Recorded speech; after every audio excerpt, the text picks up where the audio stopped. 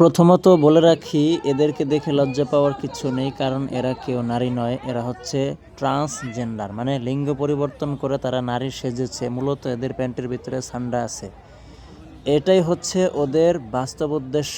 নারীদের অধিকারের নামে এরা মূলত ট্রান্সজেন্ডার, লিঙ্গ পরিবর্তন করে নারী হওয়া পশ্চিমা কালচারকেই বাস্তবায়ন করার চেষ্টা করছে। আপনারা দেখতে পাচ্ছেন এই পুরুষ আক্তার নারীর প্ল্যাকার্ডের মধ্যে লেখা ট্রান্স মুক্তি, নারীদের মুক্তি। কত বড় ষড়যন্ত্র আপনি চিন্তা করে দেখেছেন? একজন নারী, সে প্রকৃত নারী না, সে ট্রান্সজেন্ডার, লিঙ্গ পরিবর্তন করেছে, তো সে প্রকৃত নারী হয়েছে।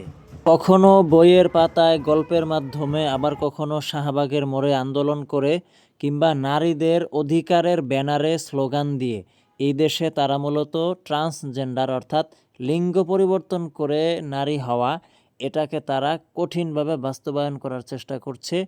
নারী অধিকার বা নারীমৈত্রী যে আন্দোলন তারা করছে, এর আড়ালে মূলত তারা ওই এজেন্ডায় বাস্তবায়ন করার চেষ্টা করছে। আপনারা সকলে সতর্ক থাকবেন বন্ধুরা, এই ভিডিওটি শেয়ার করে দিবেন।